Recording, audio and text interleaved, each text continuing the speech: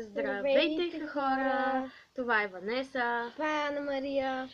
И това е първото ни видео. Решихме да станем влогари по тази причина, че постоянно гледаме влогари на нашите години, които се справят с това и си го правят нещо като кариера. Не знам. Да, и решихме ние да станем, да станем популярни. Моля ви, дайте палец нагоре, след като изгледате видеото. Може да ни последвате във Facebook, YouTube, Twitter, Snapchat и Instagram. Ще дадем по-долу линк в описанието. Така, нека да започваме. Здравейте хора! Отново, аз съм Ванеса, на 10 години съм. Това е моята най-добра приятелка, Ана Мария. Уча в училище за европейски езици. Да, това е кучето на Ана Мария, моята най-добра приятелка, Ани. Всъщност това куче на сестра ми, аз имам друго.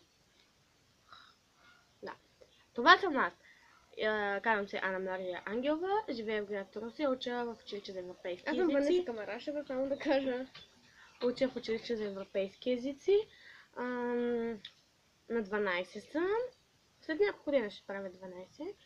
Имам по-малка сестра и общо взето това съм аз. Да, и аз имам по-малка сестра на име Кристияна. Нената е на име... Добре, и ще се видим в другото видео в това, в което ще снимаме нашите домашни любимци. И искам да кажа, че нашите видеоклипове ще са нещо като дейлита, нали? Да. Дейлита, но... Мамата уйна. Дейлита, ако някой не знае, са от всекидневието ни неща. Да. До нас има една група, много деца, към 20 деца и ние с... 20 деца, точно 20 деца. Там Виж ми кучето, виж Рокса. се събират около... Не бе. 10-тима.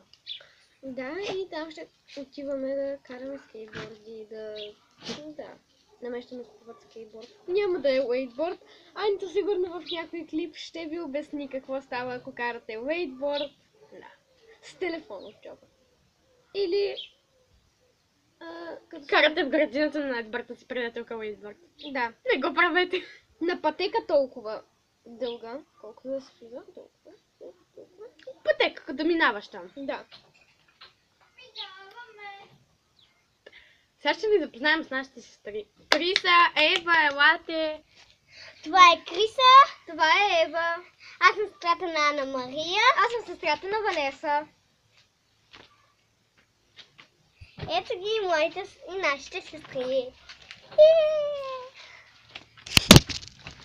Криса!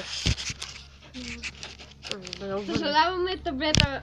Падна. Таблета, с който снимаме, падна. Това ще е от това видео. Надявам се да ви е харесало. Давайте идеи по-долу в коментарите. Палец нагоре! Палец нагоре! Абонирайте се! До скоро!